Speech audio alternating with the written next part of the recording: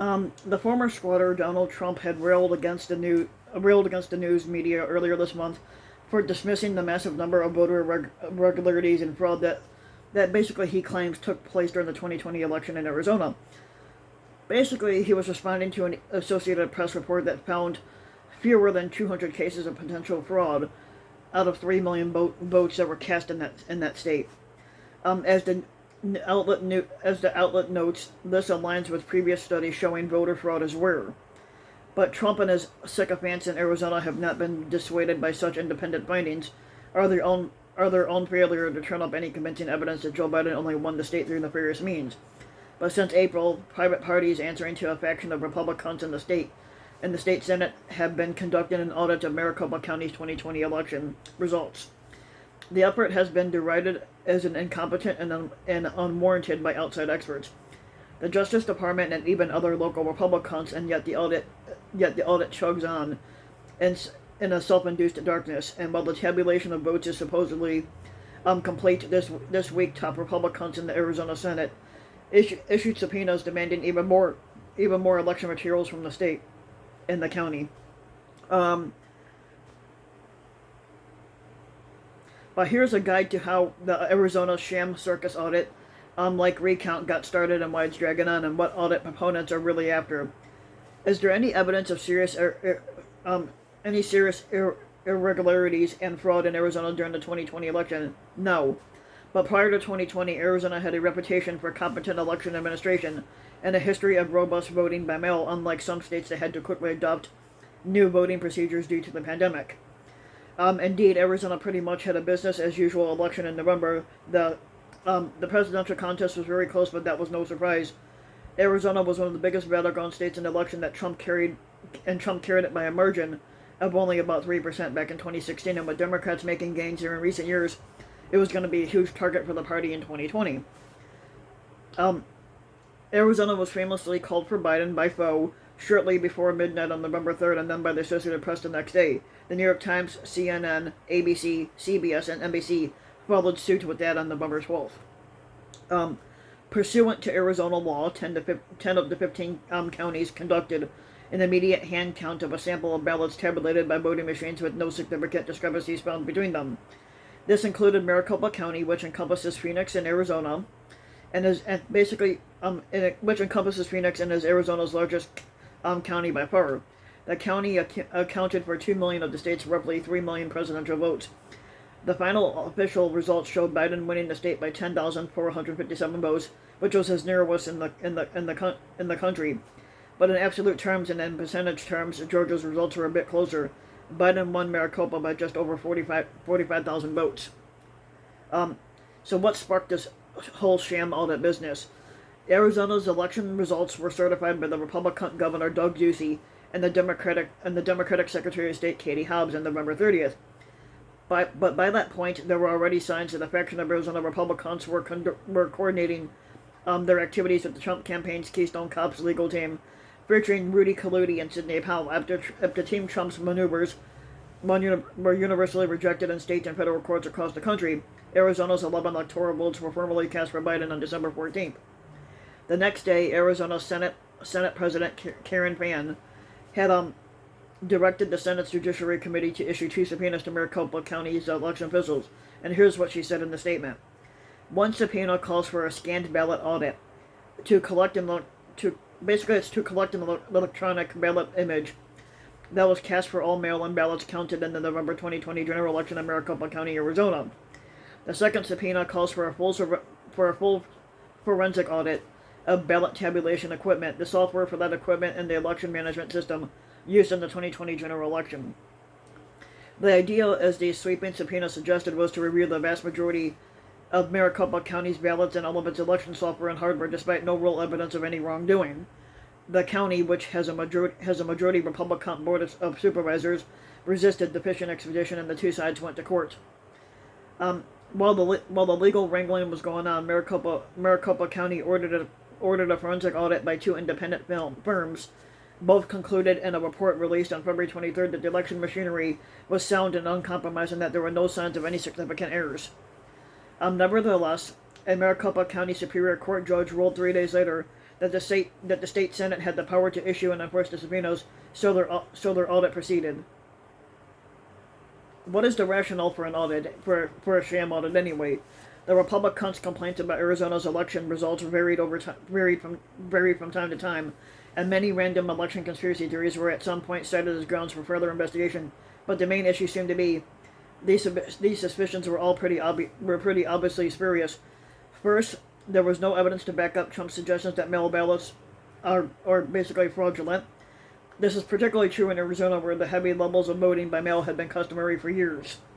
Second, the turnout in Arizona rose from 74% of registered voters in 2016 to 80% in 2020, which reflects higher turnout nationally. The relevant number was 77% in both 2004 and 2008.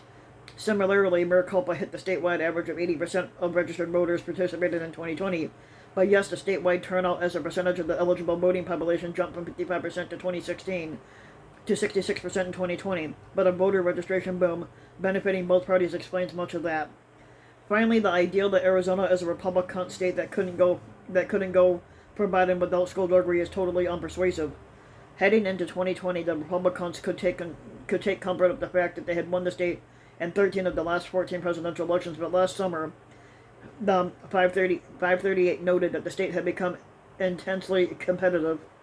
But since March, Biden has held a small but consistent lead over Trump in the polls era. Most recently, a poll by Siena College, the New York Times upshot, one of the best pollsters in the business, gave Biden a 7-point lead among registered voters, although this will probably shrink among likely voters. But for now, it looks like the Democratic Party's newfound suburban strength, combined with the gradual growth of Arizona's Latino population, is finally putting the Grand Canyon state in a play. Given Biden's 4.4 percentage popular vote margin nationally, his 0.3 margin in Arizona, as indicated by the state's official results, is highly plausible. It means Arizona was over 4% more Republican than the whole country as a whole. But who are the players behind this sham audit?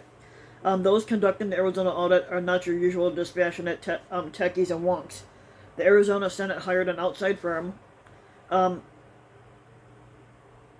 Florida-based cyber ninjas, to run the operation, which formally began on April 22nd. It had cyber ninjas has no discernible experience in election audits, as its performance has shown. It was apparently selected because its CEO, Doug Logan, was an avid fan of the right-wing conspiracy theories generally, and basically he was promoting all of Trump's election lies specifically. But soon thereafter, former Arizona Republican Secretary of State Ken Bennett emerged as a liaison between the state senators and the audit team. Bennett was best known nationally for refusing to place Barack Obama on the 2012 general election ballot until he was supplied with proof that the president was born in the United States, which he was.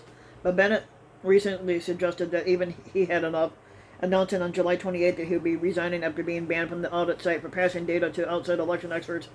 But rather than releasing his promised resignation statement, hours later he said he'd reached an agreement to stay on. Another interesting participant, the fake news channel One America News Network on Air Talent. I don't even know how you would consider her being a talent, but Christina Bobb, a former Trump nut-licker, and a Trump campaign nut-licking lawyer, who variously covered the audit for OAN, which was given exclusive live stream access to the public side of the proceedings, ferried information from Colludi and his associates to Fan and the auditors, and they helped raise money for this pathetic effort. At the ground level, the sham audit has been heavily staffed with volunteers who were required to sign non-disclosure agreements, while allegedly nonpartisan, you'd guess passionate Trump sycophants would be especially attracted to this chore. But who is funding the sham audit? It's long been clear that the audit costs vastly more than the $150,000 that was ponied up by the state Senate. But for months, the non-credible cyber ninjas would not disclose the exact price tag or who was paying the bill for this. But on Wednesday, CEO Doug Logan revealed that the firm has collected more than $5.7 million in private donations from Trump-aligned groups to fund the sham audit, per the Associated Press. Among those leading the fundraising groups are Michael Flynn, Trump's former national security advisor, Sidney Powell, his attorney who filed a number of baseless lawsuits challenging election results, Patrick Byrne, a former chief executive of Overstock.com and correspondent from the pro-Trump fake news channel One America News Network. As the Washington Post notes, this means that more than 97% of the audit's costs have so far been shouldered by donations from 5 organizations that were led by people who have promoted the false claim that the election was stolen when we know it wasn't. How is the sham audit being conducted? Maricopa County declined to provide facilities for an audit that it considered unnecessary, so the auditors set up shop in the Veterans Memorial Coliseum on the state fairgrounds with the ballots and voting machinery that had been secured by subpoena. Most of the initial audit activity involved volunteers hand-counting the 2.1 million ballots that were cast in Maricopa, though the secretary surrounding these activities made examination of their exact nature difficult. The audit's tight security appeared to be focused more on stopping media and public scrutiny than on protecting the integrity of the process. Observers from the Secretary of State's office, who were often hassled and obstructed by security staff, they reported the near-constant screw-ups and questionable practices, but some seem related to conspiracy theories such as an examination of ballots for the bamboo fibers in conjunction with the wild rumor that 40,000 illegal mail ballots had been flown in from Asia, which that wasn't true either. But others involved logistics. A Cyber Ninja subcontractor took voting data to his personal residence in Montana for undisclosed procedures, but on July 1st, the ballots and machinery under examination were moved to an exhibit hall in another part of the fairgrounds because the Veterans Memorial Coliseum was booked for a gun show. In early May, the U.S. Justice Department threatened to step in and investigate the audit for sloppy handling of election data and violating the federal laws requiring the strict chain of custody protocols and for plans to canvass voters to verify mail ballot legitimacy, a clear-cut example of the illegal voter intimidation. On July 28th, the DOJ issued a memo saying it is concerned that some jurisdictions conducting election audits may be using or proposing to use procedures that risk violating the Civil Rights Act.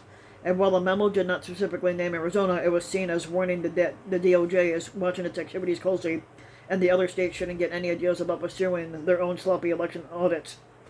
Has the sham audit actually found anything fishy yet?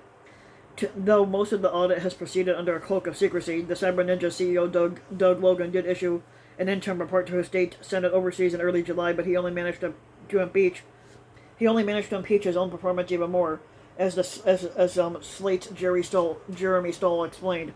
Logan claimed, for instance, that we have 74,243 mail-in ballots where there was no clear record of them being sent to people in the mail. As local ABC News politics and data analyst Garrett Archer almost immediately reported, the number Logan cited to make this allegation was actually a combination of mail ballots and in-person early ballots, which of course would not have been sent to anyone in the mail. And this basic compilation was the most eye-popping claim of the hearing, and led to Trump's allegation that hundreds of thousands of votes were in dispute. Logan also reported a sinister-sounding discrepancy between the number of voters on the Election Day rolls and those on the final report filed in December, apparently not taking into account either voters whose ballots were received on Election Day and counted later, or those cast in provisional ballots. And will this sham audit ever end? The audit was originally supposed to take 60 days, but it has been extended repeatedly. The Arizona Senate President Karen Fann said that the ballots and election equipment will be returned to Maricopa County on Thursday as the counting of votes is now complete.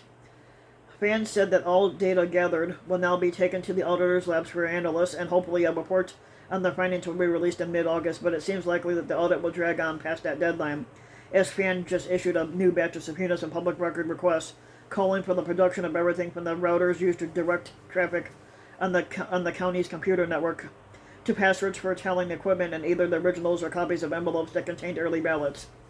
Per the KAWC, Maricopa County supervisors have yet to say whether they will comply or fight the demands in court.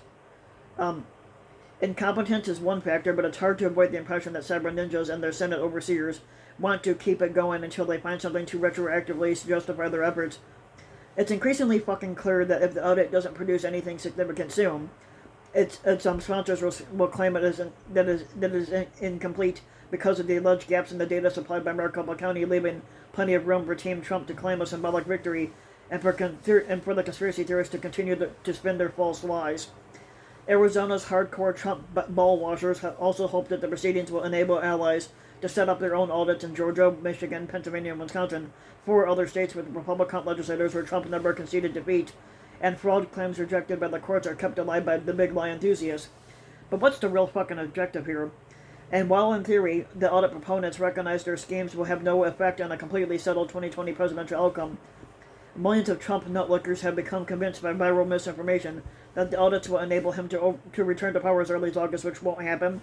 They will presumably have an enhanced sense of grievances against this supposedly rigged election that they call it. When that doesn't happen, what's going to happen? The ultimate objective of all this chicanery is to keep the stolen election alive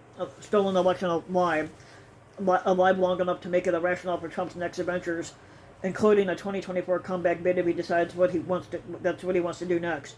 The terrible damage that he's inflicted on the democratic institutions whose integrity he claims to cherish doesn't seem to concern him one fucking bit. But yep. So if you like the video, give the video a like and subscribe to my channel, RBW King, and also hit the notification bell so that you'll be notified when a new video comes out, and thanks for listening.